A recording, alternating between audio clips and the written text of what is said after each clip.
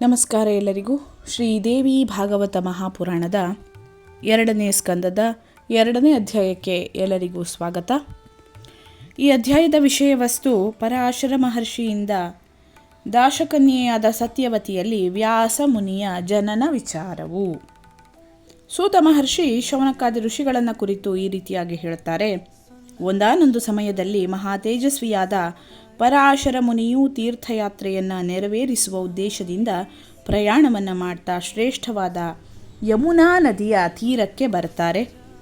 ಆಗ ಧರ್ಮಶೀಲನಾದ ಪರಾಶರ ಮುನಿ ಊಟ ಮಾಡ್ತಾ ಇರುವಂತಹ ದೋಣಿ ನಡೆಸುವ ಬೆಸ್ತರವನನ್ನು ಕುರಿತು, ಎಲೈ ಬೆಸ್ತರವನೇ, ನನ್ನನ್ನು ದೋಣಿಯಿಂದ ಈ ಯಮುನಾ ನದಿಯ ಆಚೆಯ ದಡವನ್ನು ತಲುಪಿಸುವು ಅಂತ ಕೇಳುತ್ತಾರೆ. ಬೆಸ್ತರವನು ಪರಾಶರ ಮುನಿಯ ಮಾತನ್ನು ಕೇಳಿ, ತಾನು ದಡದಲ್ಲಿ ಊಟ ಮಾಡ್ತಾ ಇದ್ದೇನೆ, ಆದ್ದರಿಂದ ತನ್ನ ಮಗಳಾದ ಸುಂದರಿಯಾದ ಬಾಲಿಕೆಯಾದ ಮತ್ಸ್ಯಗಂಧೆಯನ್ನು ಕುರಿತು ಈ ರೀತಿಯಾಗಿ ಹೇಳ್ತಾನೆ.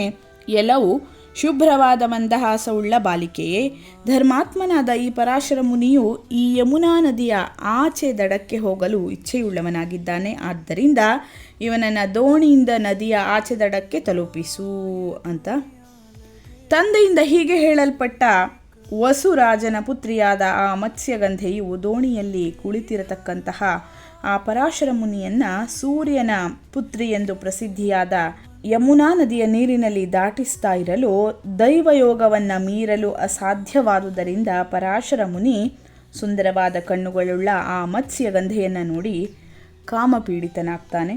ಪ್ರಕಟವಾದ ಯೌವನವುಳ್ಳ ಆ ಮತ್ಸ್ಯಗಂಧೆಯನ್ನು ನೋಡಿ ಪರಾಶರ ಮುನಿಯು ಅವಳನ್ನು ಭೋಗಿಸಲು ಅಪೇಕ್ಷೆಯುಳ್ಳವನಾಗಿ ತನ್ನ ಬಲಗೈಯಿಂದ ಅವಳ ಬಲಗೈಯನ್ನು ಮುಟ್ತಾನೆ. ಆಗ ಕಪ್ಪಾದ ಕಡೆಗಣ್ಣಿನ ನೋಟವುಳ್ಳ ಆ ಮತ್ಸ್ಯಗಂಧೆ ಮಂದಹಾಸದಿಂದ ಕೂಡಿದವಳಾಗಿ ಪರಾಶರ ಮುನಿಯನ್ನು ಕುರಿತು ಈ ಮಾತನ್ನು ಹೇಳ್ತಾಳೆ.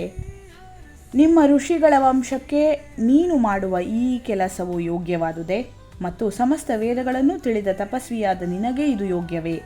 ನೀನು ಅತ್ಯಂತ ಶ್ರೇಷ್ಠನಾದ ಮಹಾತಪಸ್ವಿಯಾದ ವಸಿಷ್ಠ ಋಷಿಯ ಮೊಮ್ಮಗನಾಗಿರುವೆ ಮತ್ತು ಉತ್ತಮವಾದ ಬ್ರಾಹ್ಮಣ ವಂಶದವನೂ ಒಳ್ಳೆಯ ಗುಣವಂತನೂ ಆಗಿರುವೆ. ಇಂಥ ಧರ್ಮಜ್ಞನಾದ ನೀನು ಕಾಮದಿಂದ ಪೀಡಿತನಾಗಿ ಎಂಥ ಕೆಲಸವನ್ನು ಮಾಡಲು ಇಚ್ಛಿಸುವೆ? ಓ ಬ್ರಾಹ್ಮಣ ಶ್ರೇಷ್ಠನೇ, ಭೂಲೋಕದಲ್ಲಿ ಮನುಷ್ಯ ಜನ್ಮವೇ ದುರ್ಲಭವಾದುದು, ಅದರಲ್ಲಿಯೂ ವಿಶೇಷವಾಗಿ ಬ್ರಾಹ್ಮಣ ಜನ್ಮವು ಅತ್ಯಂತ ದುರ್ಲಭವಾದುದೆಂದು ನಾನು ತಿಳಿಯುತ್ತೇನೆ. ಎಲೈ ಬ್ರಾಹ್ಮಣ ಶ್ರೇಷ್ಠನೇ, ವಂಶದಲ್ಲಿಯೂ ನಡತೆಯಲ್ಲಿಯೂ ವಿದ್ಯೆಯಲ್ಲಿಯೂ ನೀನು ಶ್ರೇಷ್ಠನಾಗಿರುವೆ ಮತ್ತು ಧರ್ಮವನ್ನು ತಿಳಿದವನೂ ಆಗಿರುವೆ. ಆದ್ದರಿಂದ ಎಲೈ ದ್ವಿಜೋತ್ತಮನೇ, ಅಂತಹ ನೀನು ಮೀನಿನ ವಾಸನೆ ಬರುತ್ತಿರುವ ನನ್ನನ್ನು ನೋಡಿ ಅಯೋಗ್ಯರ ಸ್ವಭಾವವನ್ನು ಹೇಗೆ ಹೊಂದಿದೆ? ಎಲೈ ಬುದ್ಧಿಶಾಲಿಯಾದ ಬ್ರಾಹ್ಮಣನೇ, ಕಾಮಪೀಡಿತನಾದ ನೀನು ನನ್ನ ದೇಹದಲ್ಲಿ ಯಾವ ವಿಶೇಷ ಗುಣವನ್ನು ನೋಡಿ ನನ್ನ ಕೈಯನ್ನು ಹಿಡಿಯಲಿಕ್ಕೋಸ್ಕರ ನನ್ನ ಸಮೀಪಕ್ಕೆ ಬರುತ್ತಿರುವೆ? ನೀನು ನಿನ್ನ ಋಷಿಗಳ ಧರ್ಮವನ್ನು ಏಕೆ ತಿಳಿಯುವುದಿಲ್ಲ ಅಂತ ಮತ್ಸ್ಯಗಂಧಿ ಪರಾಶರ ಮುನಿಯನ್ನು ಕೇಳುತ್ತಾಳೆ. ಪರಾಶರನು ವಿಮರ್ಶಿಸದೆ ಮುಂದುವರಿಯುತ್ತಿದ್ದುದನ್ನು ನೋಡಿ ಅವಳು, ಈ ಬ್ರಾಹ್ಮಣನು ನನ್ನನ್ನು ಭೋಗಿಸಲು ಇಚ್ಛೆಯುಳ್ಳವನಾಗಿ ವಿಚಾರಶೂನ್ಯನಾಗಿದ್ದಾನೆ. ಇವನು ನನ್ನನ್ನು ಹಿಡಿದುಕೊಂಡು ಈಗ ಶೃಂಗಾರ ರಸದಲ್ಲಿ ಮುಳುಗಿಯೇ ಹೋಗುವನು.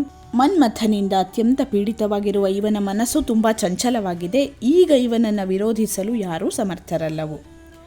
ಆ ಬಾಲಿಕೆಯಾದ ಮತ್ಸ್ಯಗಂಧಿಯೂ ಈ ರೀತಿಯಾಗಿ ಯೋಚಿಸಿ ಪರಾಶರನನ್ನು ಕುರಿತು ಮುಂದೆ ಹೇಳ್ತಾಳೆ. ಓ ಭಾಗ್ಯಶಾಲಿಯೇ, ಸ್ವಲ್ಪ ಕಾಲದವರೆಗೆ ಧೈರ್ಯವನ್ನು ತಾಳು. ನಾನು ನಿನ್ನನ್ನು ನದಿಯ ಆಚೆಯ ದಡಕ್ಕೆ ತಲುಪಿಸುತ್ತೇನೆ ಅಂತ ಹೇಳ್ತಾಳೆ. ಮುಂದೆ ಸೂತ ಮಹರ್ಷಿ ಮುಂದುವರಿಸ್ತಾ ಹೇಳ್ತಾನೆ. ಪರಾಶರ ಮುನಿಯು ತನಗೆ ಹಿತವೂ ಅನುಕೂಲವೂ ಆದ ಆ ಮಾತನ್ನು ಕೇಳಿ ಅವಳ ಕೈಯನ್ನು ಬಿಟ್ಟು ಇದ್ದವನಾಗಿ ಅನಂತರ ನದಿಯ ಆಚೆಯ ದಡಕ್ಕೆ ಹೋದನು. ಕಾಮಪೀಡಿತನಾದ ಆ ಪರಾಶರ ಮುನಿಯು ಮತ್ಸ್ಯಗಂಧೆಯನ್ನು ಪುನಃ ಹಿಡಿದುಕೊಂಡನು. ಆಗ ಕನ್ನಿಕೆಯಾದ ಆ ಮತ್ಸ್ಯಗಂಧೆಯು ದುರ್ಗಂಧದಿಂದ ಕೂಡಿದ ನನ್ನನ್ನು ಎಲ್ಲಿ ಮಧ್ಯದಲ್ಲಿ ಬಿಟ್ಟು ಬಿಡುತ್ತಾನೋ ಎಂಬ ಭಯದಿಂದ ನಡುಗತಕ್ಕವಳಾಗಿ ತನ್ನ ಮುಂದಿರತಕ್ಕ ಪರಾಶರ ಮುನಿಯನ್ನು ಕುರಿತು ಈ ರೀತಿಯಾಗಿ ಹೇಳ್ತಾಳೆ. ಓ ಮುನಿಶ್ರೇಷ್ಠನೇ, ನಾನು ದುರ್ವಾಸನೆ ಉಳ್ಳವಳು. ಇಂತಹ ನನ್ನನ್ನು ಭೋಗಿಸಲು ನೀನು ಏಕೆ ಸಂಶಯ ಪಡುವುದಿಲ್ಲ?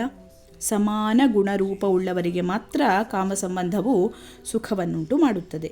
ಈ ರೀತಿಯಲ್ಲಿ ಮತ್ಸ್ಯಗಂಧೆಯಿಂದ ಹೇಳಲ್ಪಟ್ಟವನಾದ ಪರಾಶರ ಮುನಿಯು ಕನ್ನಿಕೆಯಾದ ಆ ಮತ್ಸ್ಯಗಂಧಿಯನ್ನು ಒಂದು ಕ್ಷಣದಲ್ಲಿ ಒಂದು ಗಾವುದ ದೂರದವರಿಗೆ ವ್ಯಾಪಿಸುವ ಸುವಾಸನೆಯುಳ್ಳವಳನ್ನಾಗಿಯೂ ಸುಂದರವಾದ ರೂಪ ಮತ್ತು ಮುಖವುಳ್ಳವಳನ್ನಾಗಿಯೂ ಮಾಡ್ತಾನೆ.